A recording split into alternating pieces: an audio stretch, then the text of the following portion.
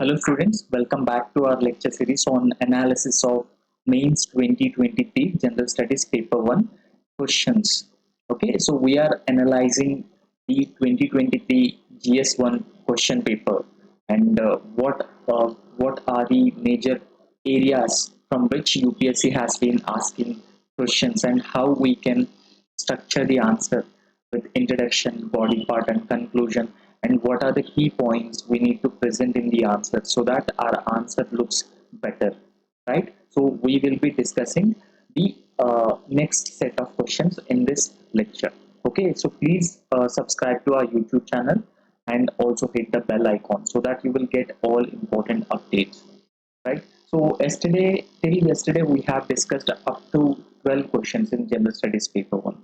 Now the 13th question is about uh, tribal revolts. Now, during the British colonial period, how the exploitative policies of British have impacted tribals in India. Okay, so this is the question that was actually asked by UPSC, right? So, no. How did the colonial rule affect tribals in India, and what was tribal response to colonial oppression? See, if you go through the modern Indian history, we come across several tribal revolts, right? So those tribal revolts are primarily the result of exploitative British policies during the colonial times, where tribals have so their lives are intricately related with the forest areas and the nature. However, the exploitative policies of the British alienated tribals from their rights. Now in this context, what we need to do is that first we need to introduce this question by this way. So the British, the East India Company, had arrived in India in 17th century, and once they entered India, they have subsequently expanded their influence and their rule throughout the subcontinent. However, so this colonial expansion has significantly disrupted the traditional way of life of people, the indigenous communities who are living in the forest areas. So they have witnessed several socio-economic, cultural, political changes, and those changes led to their marginalization. Okay, so the exploitative policies of the British led to the marginalization of our tribal communities. And once they started getting marginalized, so they have, resisted, the tribal communities have resisted the British oppression against them through several such revolts. Okay, so for example, there's a revolt called Coal Revolt that took place in present day Jharkhand region, and Peel Revolt, Santal Revolt, Rampa Rebellion. So these are different rebellions. When you are writing an answer, you just have to give examples of these revolts so that your answer will not appear generic. Okay, so it seems like your answer is a specific answer and you will get extra marks also. And it is also advisable if you draw a diagram, and in the diagram, so India map, you can show different tribal revolts in different parts of our country. So that would give you an added advantage for your answer. Okay, firstly, the impact of colonial rule on the tribals in India. See, this answer has two parts. The first part is impact of colonial rule on tribals in India, and second part is how tribals responded to those British policies. So you have to address these two parts in your answer, and you have to give solid examples in support of your arguments as well, right? So the first and foremost point is the British colonial rule has threatened the systems of self-governance.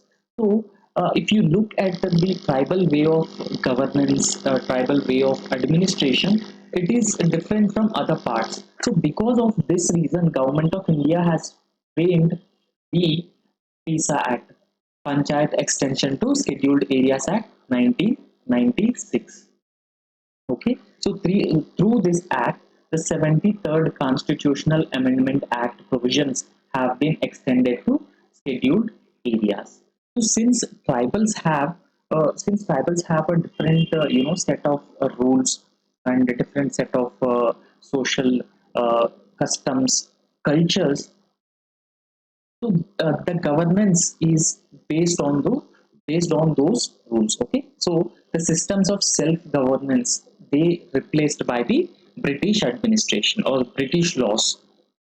Okay, so this led to the alienation of tribals from their cultures, their traditions, and their local rules. So, because of this reason, there were revolts like a Bill Revolt that took place in 1822 to 1857, and second revolt is Coal Revolt, and that took place in 1831 to 1832. So, both the revolts took place in the central Indian area. Okay, and led by tribals. Okay, so these revolts are primarily fought for their autonomy because what happened was the British laws have eliminated tribals from their rights. Okay, they took away their autonomy, their sovereignty over those regions. So therefore, these tribal revolts were fought for their autonomy. Secondly, the land and resource rights of tribals were taken away by the British laws. Okay, because for tribals, forests are vital. Forests are very essential for their existence and survival and for their cultural rights. Okay, so these forests or the forest lands were taken away by the colonial administration, and that led to the dispossession and hardships for the tribal people. So, whenever the tribal lands were taken away forcefully by the British administration through the British rules, that led to the dispossession of the lands and also marginalization of the rights of the tribal communities. For example, there was a revolt called Bastar Revolt and Bishnoi Revolt or the Bishnoi movement, and these movements were primarily fought for the preservation of forests and livelihoods. Okay, so thirdly, cultural and religious differences also. There were huge cultural and religious differences between the British administration and the local rules which govern the tribal societies. For example, if you see, the British rule often disregarded the cultural practices. Okay, so tribals have a different cultural practices, and British rule often disregarded those tribal or those cultural practices and their religious beliefs, and it led to the cultural alienation and resentment among the tribal communities. So over a period of time, the British laws and the British administrative machinery led to the elimination of tribal rights, elimination of tribal cultures. So because of this, the tribals have responded through, for example, through these revolts, whether it is a Bastar revolt, Bishnoi movement, the Bill revolt, etc. However, the culture, the tribals' way of worshipping nature, sacred groves, often came in conflict with the British. Right? For example, felling of trees, that too particularly these sacred groves, is strictly prohibited in tribal areas. However, for the to meet the needs of timber, the British may have gone for cutting down these sacred groves. So that's where the conflict actually starts. So the fourth point is displacement and exploitation of the tribal communities also took place. How displacement? Because when tribals were alienated from their lands and the land ownership was taken away by the outsiders, it is very obvious that tribals would be replaced from their lands, and they will also be exploited by the outsiders. Then the outsiders were called as Bikus. The outsiders were called as Bikus. Now, the British policies have actually forced displacement from their ancestral lands. And this may, for example, to develop infrastructure projects and plantations and other British colonial controlled enterprises. For all these reasons, there was a huge displacement of tribal communities and subsequent exploitation. Subsequent exploitation through, for example, workers appointing workers in the plantation industries and poor working conditions for the people who are engaged in the plantation, plantations. So all these factors have led to the exploitation of the tribals.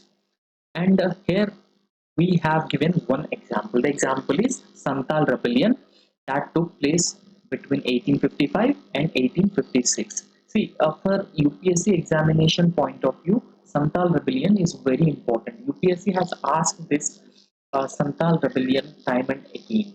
Not just Santal Rebellion, UPSC at least in prelims examination at least give one question from the tribal revolt. So you need to be very careful about this.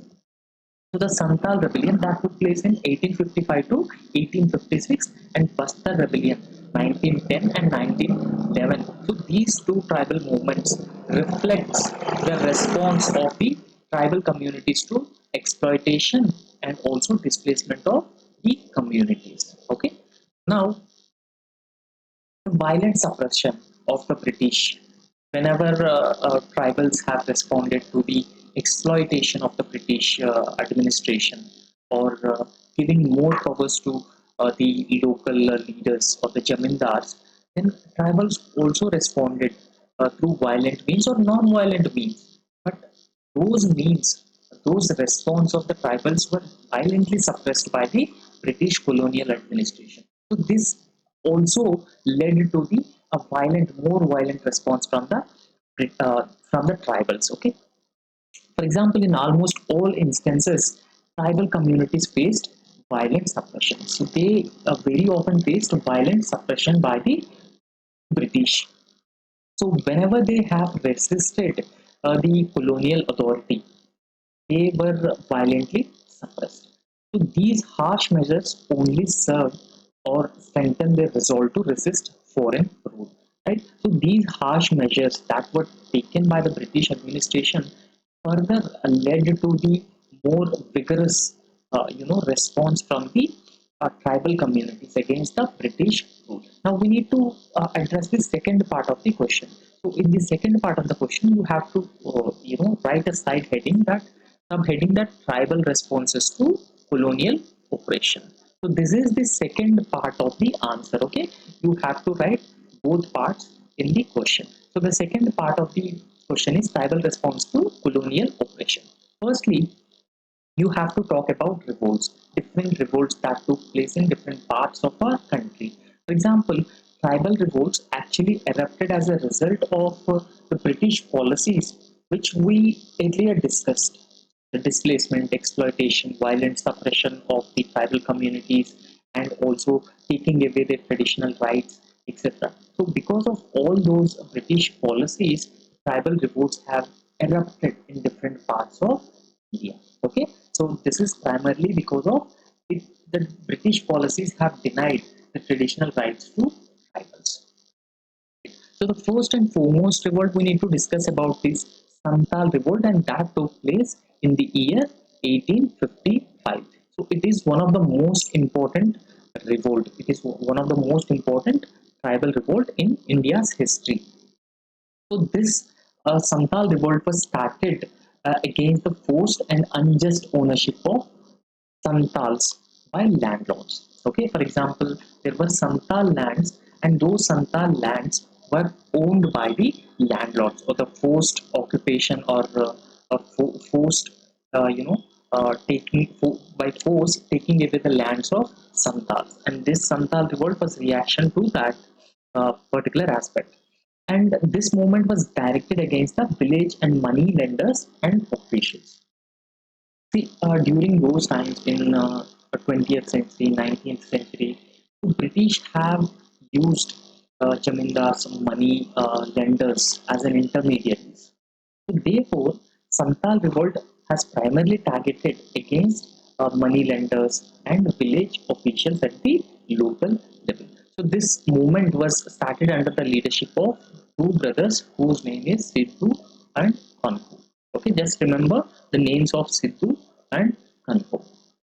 And the second tribal revolt in response to British exploitative policies is Birsa Revolt. So that took place in 1895 to 1901. So this Birsa Revolt was headed by Birsa Munda. So we very often come across this name Birsa Munda.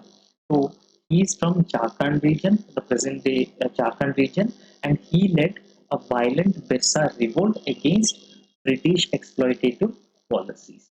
Okay, so see, Birsa Munda revolted against the transformation of Munda agrarian system to into the feudal state in Chota Nagpur area. The Chota Nagpur area is located in present day Jharkhand area.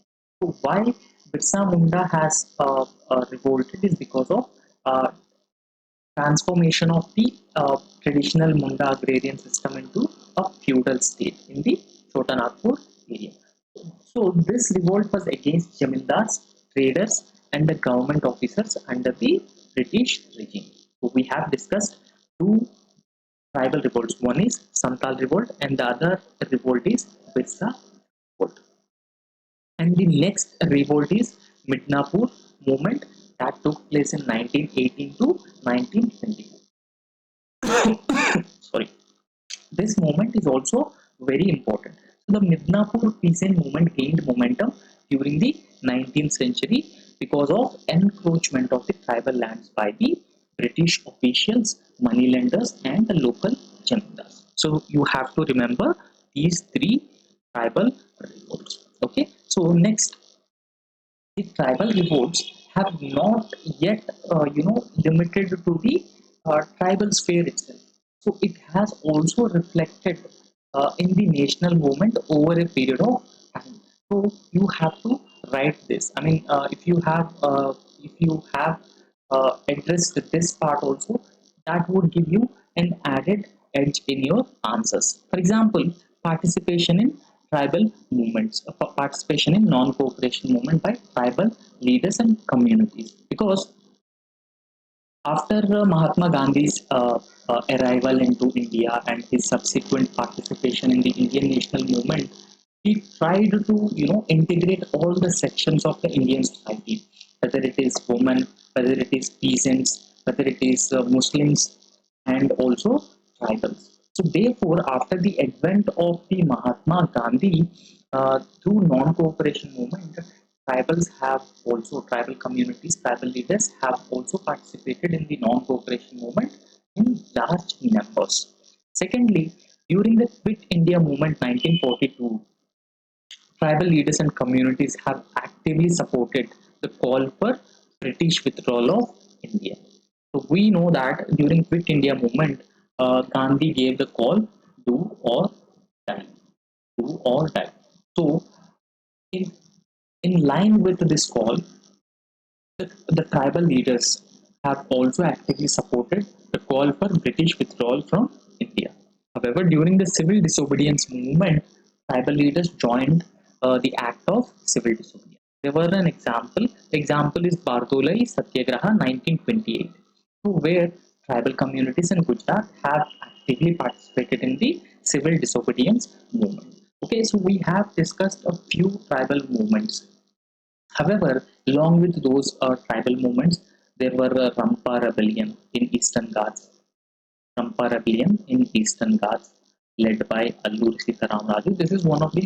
This is also very important, tribal revolt against alienation of tribals from their tribal lands. So uh, he fought against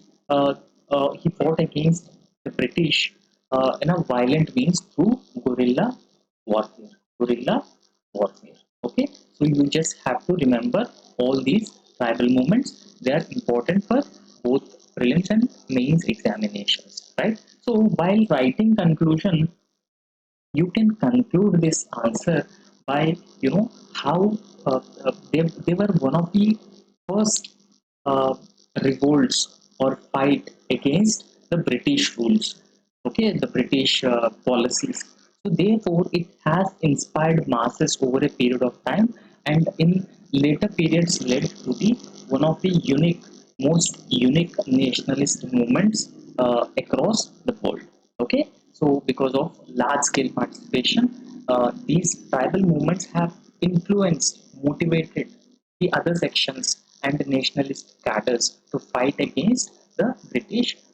Okay, so therefore we can say that these tribal movements are foundations to Indian national movement, right? So this is how we need to conclude this answer.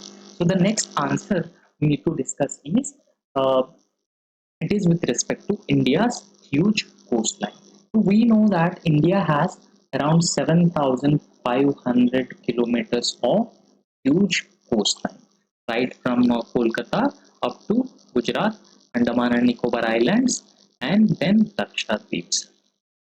So this question is comment on the resource potentials of long coastlines of India and highlight the status of natural hazard preparedness in these areas.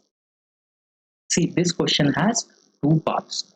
So the first part, you need to write the resource potential of India's long coastline. So the first part you have to write. And the second part is the natural hazard preparedness in India's long coastline. So why this question has been asked, the natural, hazard preparedness? Because of its long coastline, India is prone to tsunamis, cyclones also, cyclones. So therefore, it is very important that India should have a robust natural hazard preparedness, right? Because if you look at 1991 super cyclone, 1991 super cyclone, so this cyclone has a huge impact on India's eastern coastline, because around 10,000 people were died. Around 10,000 people were died in Odisha alone during 1999 super cyclone, Odisha super cyclone. So therefore, it is very important to understand the natural hazard preparedness on India's coastline. Right. So before starting an answer, it would be better if you start the answer with mentioning India's huge coastline. India has 7,500 kilometers of coastline. Okay, so this coastline holds immense resource potential. Okay? So the huge coastline for India has a immense resource potential, and it also has a huge, strategic significance. Why huge strategic significance? Because India's coastline connects the Pacific Ocean, Indian Ocean, and then the Arabian Sea. And the Suez Canal is directly, because around I think 45 to 50% of the global trade, 45 to 50% of the global trade passes through the Indian Ocean. So therefore, it has a huge resource potential and also strategic significance. So the potential of India's coastline includes fisheries, trade routes, biodiversity, renewable energy prospects. Okay, so this is the potential of India's huge coastline. However, along with a huge coastline and its potential benefits, uh, it also results in some of the worst natural hazards. Natural hazards in the form of 2004 tsunami, Indian Ocean tsunami, and the 1999 uh, super cyclone. And if you remember Amphan cyclone, so that has resulted in a huge trail of destruction in Odisha and West Bengal.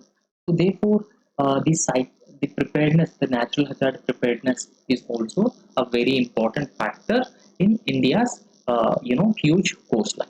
Now, the first part of the answer, we need to write the first part of the answer. See, so in this question also you need to draw India's map. Okay, you need to draw India's map, and India's map you have to show India's coastline clearly. A huge coastline clearly you need to show it. So therefore, it will further enrich your answer. So the resource potential of India's long coastline. Firstly, the fishery and aquaculture resources. So if you look at the data, India ranks third in fish production globally because we have a huge inland water fishery production, marine water fishery production. So therefore, India is globally the third largest fish producer. And secondly, tourism and recreation also. The coastline have a huge tourist potential. For example, you can take Goa and Kerala backwaters and Andaman and Nicobar Islands have a huge, for example, Andaman and Nicobar Islands. So a pristine and fertile ecosystem. It is known for mangrove and the indigenous tribal communities. So therefore, it has a huge tourism and recreation potential.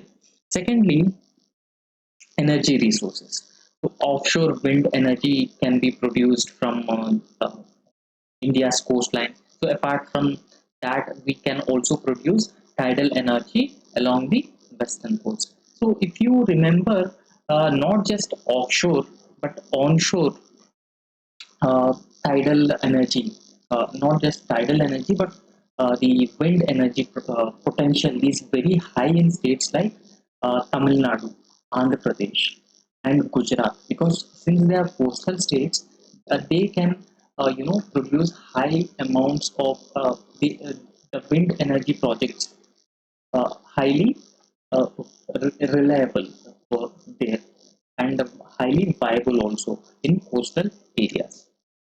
And fourthly, the mineral resources. For example, Mumbai high salt pan, Thoothukudi, Tamil Nadu. So they are the largest salt producers in the country. So see, not just the salt production, but also the beach sand.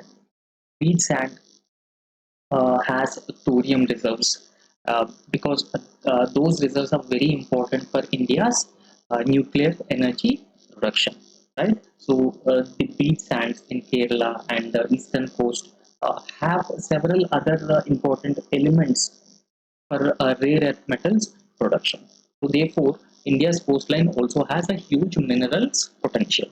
And fourthly, biodiversity and ecosystem services. We have the coastal regulation zones. Okay, so not just the coastal regulation zones. In those coastal regulation zones, we have mangroves, coral reefs. They provide protection against natural hazards like tsunamis.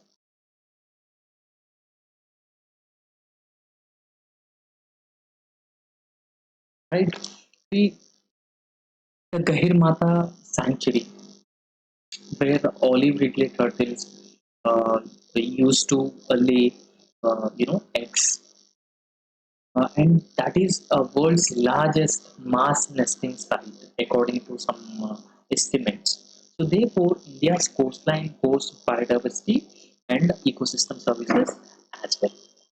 Okay. Now we have discussed the potential of India's huge coastline. So apart from the above mentioned potential, we can also mention aspects like trade facilitation, right? So trade facilitation. So India's coastline is also facilitates huge trade, and it connects the southeastern region, southeast and Southeast Asia and South Asia. So therefore, India's coastline is very important and very significant, right? So status of natural hazard preparedness in those coastal areas. So what is the status of natural hazard preparedness in the coastal areas? So this is the second part of the question. So firstly, early warning system. Central Relief Commissioner receives information through meteorological departments, early warning and forecasting systems.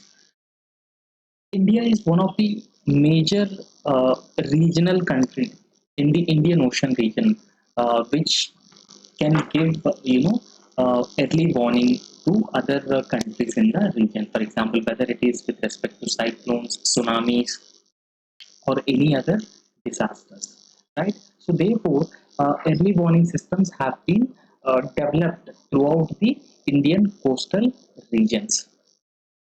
and infrastructure resilience. So, as part of further enhancing the existing infrastructure and achieving infrastructure resilience in compliance with the Sendai Framework Convention, in compliance with the Sendai Framework Convention on Disaster Resilience,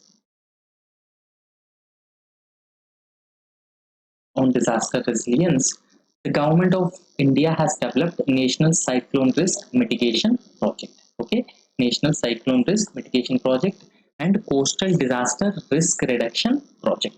So they are aimed at building coastal resilience. Okay, so these projects are aimed at building coastal resilience. You just have to remember these two projects: National Cyclone Risk Mitigation Project and Coastal Disaster Risk Reduction Project.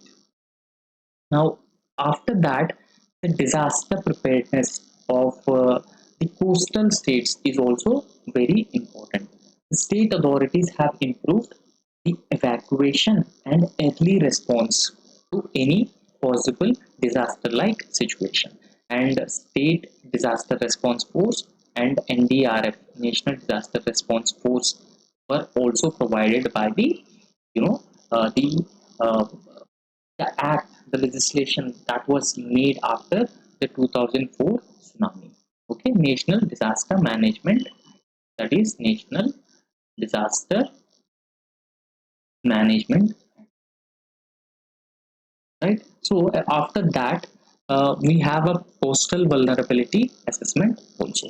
So the coastal vulnerability assessments are also very important for a regular assessment of coast potential threats, vulnerabilities in coastal areas. When we are able to map the vulnerabilities properly, we could take the relief measures as quickly as possible, and we can, you know, predict the vulnerable areas and quickly evacuate the people from the high impact areas, right? So through coastal vulnerability assessment, so we can identify the vulnerable regions and inform the mitigation strategies.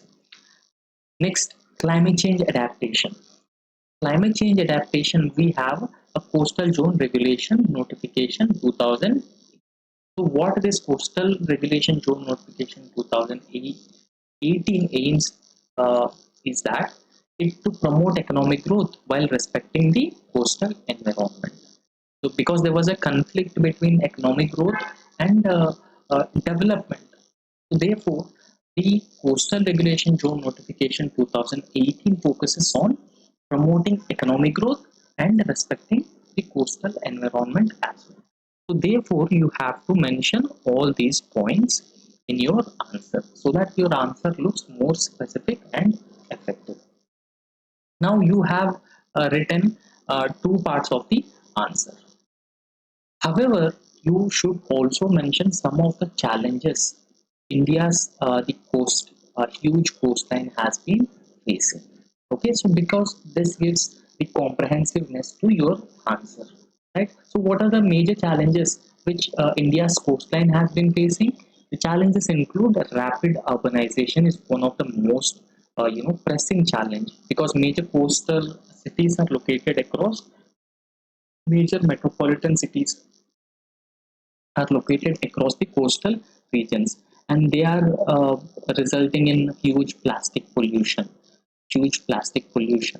Along with huge plastic pollution, they are indiscriminately releasing the wastewater, the municipal wastewater into the seas, thereby polluting seas.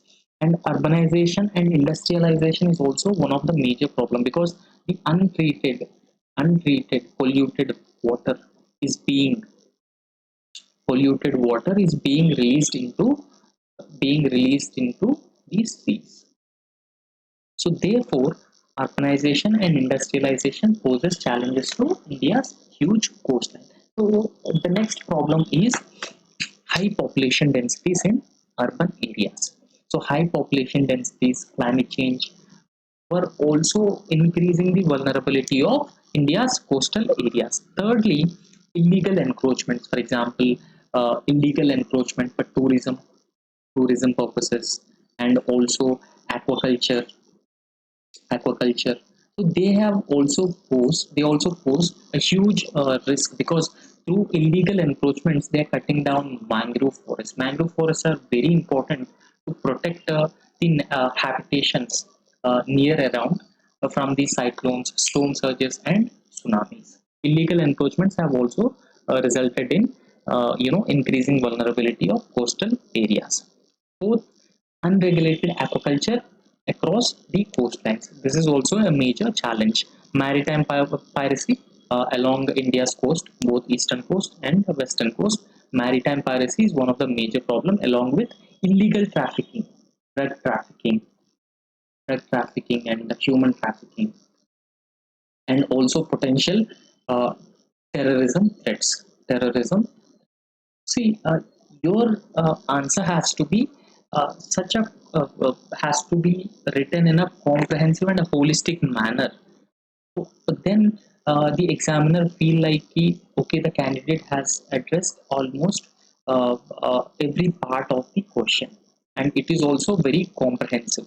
So therefore, you will get better marks if you address all these dimensions in your answer. However, what I have said is, whenever you mention challenges, you should mention way forward also.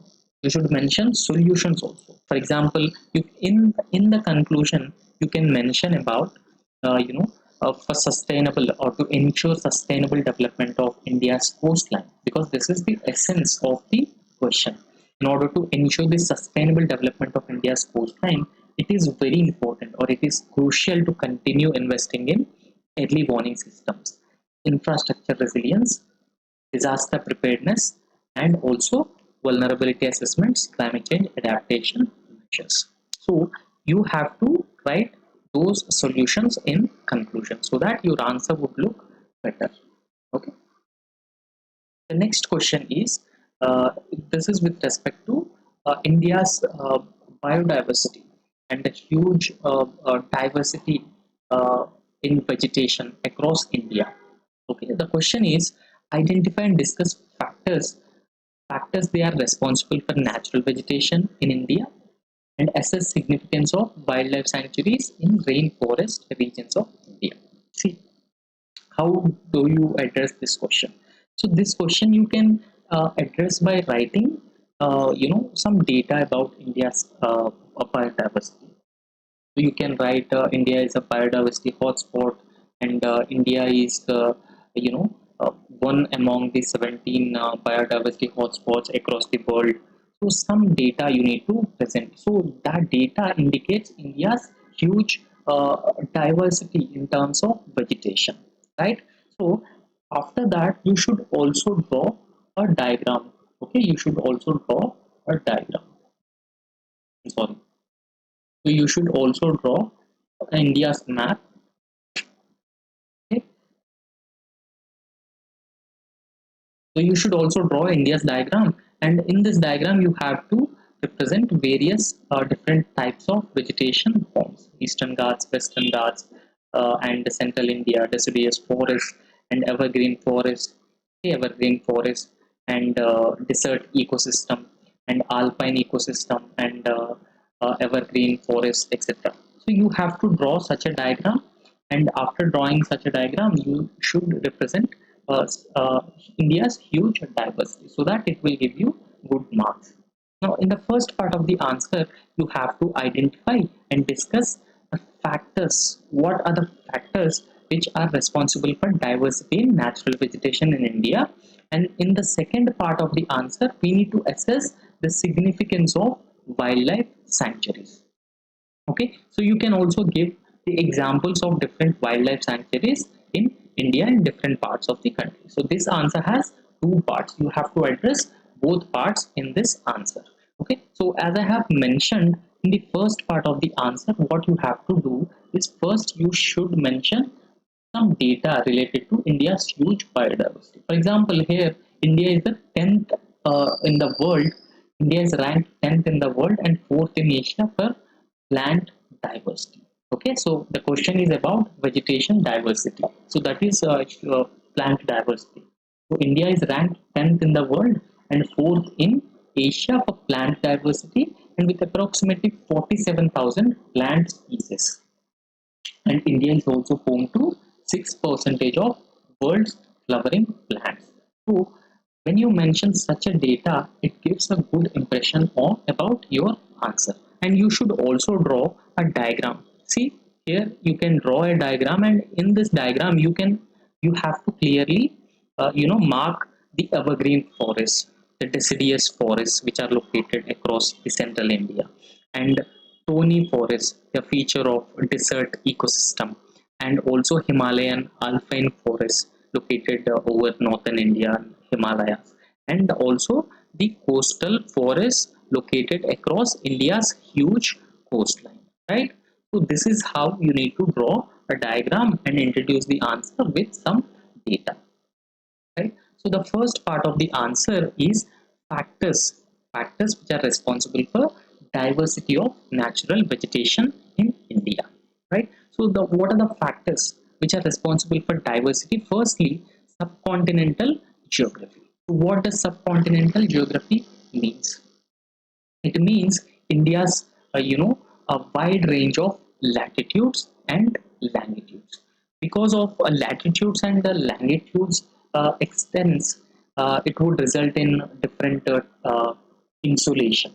Okay, so different temperatures, different altitudes, different climates. So this huge subcontinental geography facilitate natural vegetation in different parts of the country. Secondly, diverse agroclimatic zones. We all know that India has a different agroclimatic zones, okay, or diverse agroclimatic zones, and each of these agroclimatic zones characterized by distinct climate conditions, temperature ranges, and rainfall patterns. Okay, so therefore, these diverse agroclimatic regions represent diversity in vegetation. You can give example of extreme climatic regions like Rajasthan, where we can find the xerophytic vegetation, and in northeast we can find evergreen vegetation. Because the xerophytic vegetation is a feature of desert ecosystem. On the other hand, the evergreen ecosystem or the evergreen vegetation is the feature of regions where there is a heavy rainfall, whether it is northeast or whether it is Western Ghats or the Andaman and Nicobar Islands. So, third, terrain and relief also influences India's natural vegetation. Okay, so particularly mountains, plateaus, plains, coastal areas, they influence rainfall and temperature gradients. Since they influence the rainfall and temperature gradients, the vegetation also differs. So if you look at Himalayas itself, from the lower altitudes to higher altitudes, vegetation varies. Why vegetation varies? Because of the rainfall distribution differs, and also temperature gradients also differs because of this altitude factor. And this topographical diversity contributes to different vegetation types in different regions. So lastly, the soil diversity. See, we have a wide variety of soils. We have black soils in Maharashtra, Gujarat, and Deccan Plateau areas, and we have alluvial soils across this Ganga Brahmaputra deltas and the Krishna Godavari Mahanadi deltas. So apart from alluvial soils, we have red soils, laterite soils, and coastal soils. So all these soils types support different types of vegetation. Okay, so therefore soil diversity also contributes to natural vegetation diversity in India. Apart from that, the tropical latitudes, if you see, this is a tropic of Cancer, and India is located like sorry, this is not correct. So India is located something like this. Okay, so therefore, India is located in tropical latitudes. So those areas which are located in tropical areas receive higher insolation. Okay, so they receive higher insolation around the year. So higher temperatures means sufficient or high precipitation. So through Indian monsoon, India usually receives rainfall, southwest monsoon and the northeast monsoon. So therefore, high insolation, high temperature means higher precipitation. Higher precipitation means higher diversity in natural vegetation. However, we have addressed the first part of the answer. So the second part of the answer is about the significance of wildlife sanctuaries and rainforest regions of India. So what exactly is the significance of these wildlife sanctuaries and rainforest regions of India? So firstly, conservation purposes. Okay, so these wildlife sanctuaries have a huge significance in terms of ex situ conservation. Okay, so I think in situ conservation. So in situ conservation means conservation within the their own sphere of ecosystem, right? So the biodiversity conservation and preserving India's rich biodiversity. So these wildlife sanctuaries play a very crucial role. Secondly, ecological services. Ecological services like climate control erosion, and they also maintain soil fertility. They also control floods, right? And they also provide fodder to cattle, etc. So therefore, they have a huge ecological services along with biodiversity conservation. Thirdly, carbon sequestration. For countries like India, which are planning to absorb the atmospheric carbon over a period of time, the wildlife sanctuaries host a huge green belt. So this huge tree cover would help sequester excess carbon and will help India meet its targets. For example, India announced the Panchamrut targets. Panchamrut targets. So the Panchamrut target aimed at making India carbon neutral by 2070. Okay, carbon neutral by 2070. So this huge tree cover in wildlife sanctuaries will help sequester excess carbon and will help India meet its carbon neutral targets. And after that, the endemic and endangered species conservation is also important, because if we don't conserve the endemic and endangered species, they will extinct, and it will have a huge impact on food chain and food web. Food chain and food web. And biodiversity is very important for human existence. So therefore, endemic and endangered species need to be conserved. Here, we have given one example, that is the Namdapha National Park in Arunachal Pradesh hosts several endangered species. So those endangered species like flying squirrel and hoolock gibbon. So not just this, in other points also you can give examples, because examples further enrich, add value to your content. So fourthly, the economic benefits. Not just they have the ecological benefits, conservation benefits, but they also have economic benefits. So economic benefits like sustainable ecotourism. Ecotourism is a source of revenue, is a source of livelihood for the local people, and it provides opportunities, huge opportunities for the local communities. Okay, so these are some of the significant aspects of wildlife sanctuaries. So you can explain this by giving some of the examples of wildlife sanctuaries, and what were the conservation efforts they were taking, and the other points you can mention. Finally, you can conclude this answer by emphasizing on the need for the need for conservation of the natural vegetation, because conservation of natural vegetation is very important to meet India's ambitious goals, whether it is becoming net zero by 2070, or whether it is providing livelihood security to local communities, economic development, sustainable development, even meeting the sustainable development goals by 2030. Okay, you can also link it with life on land, life below water, sustainable development goals in the conclusion. Okay, so make sure the conclusion is positive and optimistic in its outlook, right? So the next question is, why did human development fail to keep pace with the economic development? in India? See, this is one of the most important question.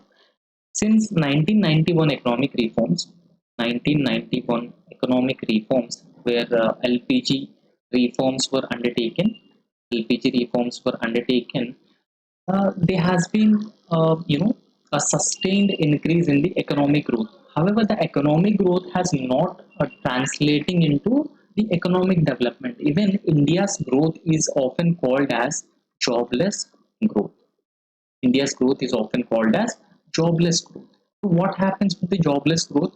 People do not have a social security, social safety nets, and people still, suffer with poverty, illiteracy, and other problems. So now this question has two parts. So in the first part, what you have to do is why economic development is failed to keep pace with uh, uh, uh, economic growth. Sorry, why human development is failed to keep pace with economic development. Firstly, and in the second aspect, you need to provide solutions because you are writing challenges.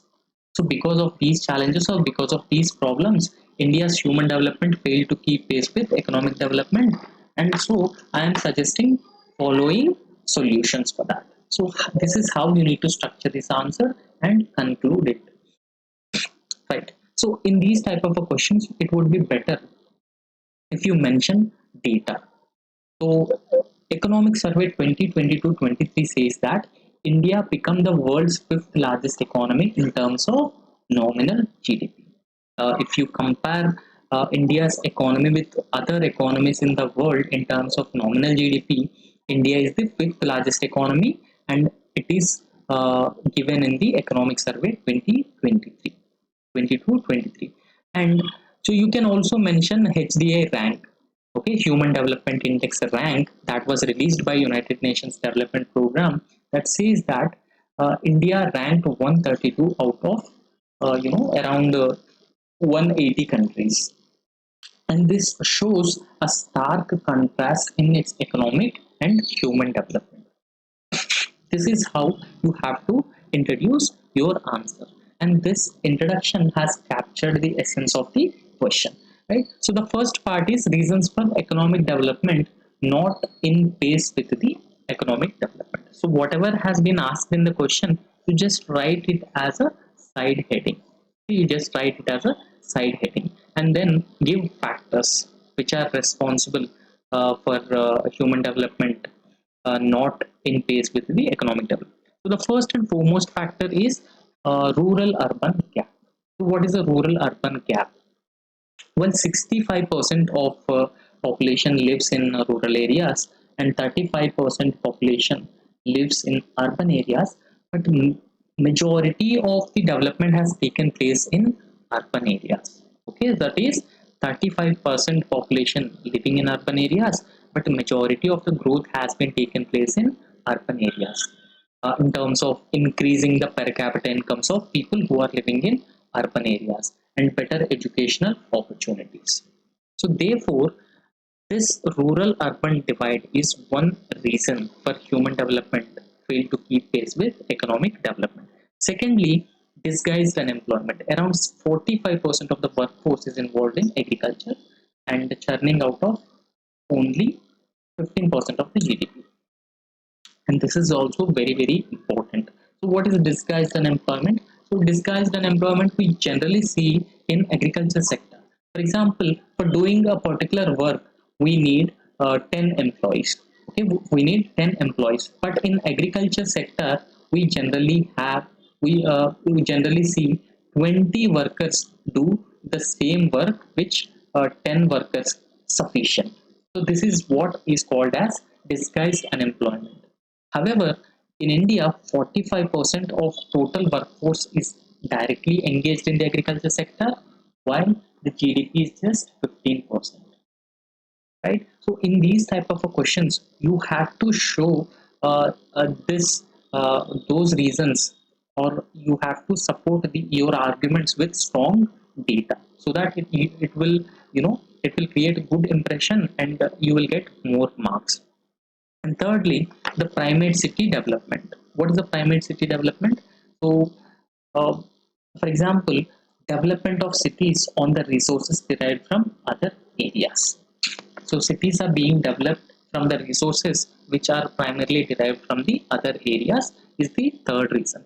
Fourth is inadequate hinterland connectivity. Hinterland connectivity means the national highways, ports were connected to channels. But however, what about the hinterland? Hinterland means states like Madhya Pradesh and Bihar, so they do not have a coastline. So therefore, India still has a huge, inadequate hinterland connectivity. So therefore, through projects like Bharatmala, Sagarmala, we need to focus on Sagarmala. We need to focus on developing hinterland connectivity. While development of SEZ has taken place at a large scale, the connectivity with the hinterland is still inadequate or still not adequate. And thirdly, there was a lopsided industrialization which has been taking place in India. So, because of lopsided industrialization, only 19% of GDP comes from the industry or the manufacturing sector. See, in India, only around 4.37 percentage of total workforce is skilled. However, in countries like South Korea, 96% of the population is skilled. So when people are unskilled, then the industrialization and its contribution to GDP is will be lower compared to other countries, and we cannot manufacture enough products. We cannot ensure the export competitiveness of our products. So therefore, lopsided industrialization is another major reason. So the another reason is informal jobs. Around 90% of India's workforce is still involved in the informal sector, and they lack social security and social safety nets. This is one of the major problems. So therefore, we should focus on formalization of our workforce. See, formalization of our workforce would ensure social security for them, would reduce poverty, and would also widen our existing tax base. So that if our tax base has widened, it will help us by increasing the social welfare spending, and that is the one way we can bridge the gap between economic development and the human development. So the other factor is income inequality. So you have to quote the Oxfam survey where it has said that India's top 1% exceeds the wealth of entire middle class population. So what entire India's middle class population um, owns is less than what India's 1% of wealthiest population owns. Okay, so it shows a stark inequalities, income inequalities, and lastly, the gender inequality. So, World Economic Forum's Global Gender Gap report says ranks India 127 out of 146. Gender inequality means inadequate workforce participation, women workforce participation. Okay, so inadequate women participating in the workforce, thereby limiting their potential. Domestic abuse, domestic violence, all these factors have been, resulting in lack of human development. However, we have mentioned several challenges. It is also important that we should also mention measures to ensure human development. Okay, so what measures we need to take to ensure human development to keep pace with the economic development in our country? Firstly, we need to invest in education. Human resources development involves investment in education, investment in healthcare, and also investing in skill development of our existing workforce. Okay, only 3% of GDP is spent on education sector. There is a need to promote vocational education and PM Shri scheme. So apart from this, there are other schemes like Sankalp and Strive programs. So these programs are funded by the World Bank to develop vocational education. So these three programs we can develop vocational education, emphasize on vocational education, and enhance our expenditure on education. So secondly, enhance healthcare access. Still, we are spending around 1.6 percentage of GDP on healthcare. There is a need to uh, increase the healthcare expenditure spending to 3% of our GDP. So we can enhance healthcare access through National Rural Health Mission, Ayushman Bharat programs. So income redistribution is also very important. So that for that we need to focus on progressive taxation and social welfare programs and promote gender equality. So how can we promote gender equality? Increasing participation of women in STEM fields and programs like Beti Bachao, Beti Padhao, Sukanya Samriddhi Yojana scheme, and even providing 33% reservation for women, 33% reservation for women in legislature is also very important for promoting gender equality, because it is the responsibility of the state that has been given in the Directive Principles of State Policy, Article 39B, enforcing gender equality through legal reform and initiatives supporting women's empowerment. Right. So apart from that, we should also focus on rural development through Nal Se Jal, so providing drinking water to all the households and sanitation through Swachh Bharat Mission, and also Saubhagya Yojana, providing 24 into 7 electricity to all households in rural areas, and also the housing, Pradhan Mantri Awas Yojana, Gramin.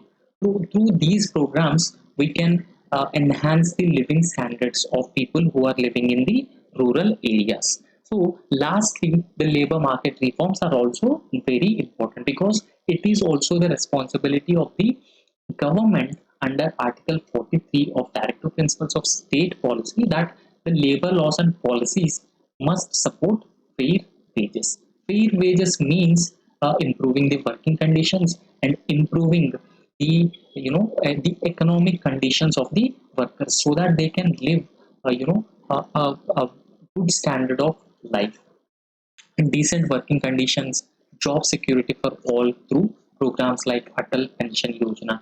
Not just job security, but also social security and pensions can be provided to the workforce. So these all measures we need to take to develop for human development, for large scale human development. Ultimately you need to conclude this answer by emphasizing on the need for human development to achieve sustainable development goals by 2030. These goals are very ambitious for a country like India. Okay, so you can ultimately conclude by emphasizing on the need for human development for achieving sustainable development. So this is how the conclusion should be. It should be positive and optimistic. Okay, so this is all for today's lecture, and remaining questions we will discuss in next lecture. Okay, so thank you so much. Please subscribe to our YouTube channel.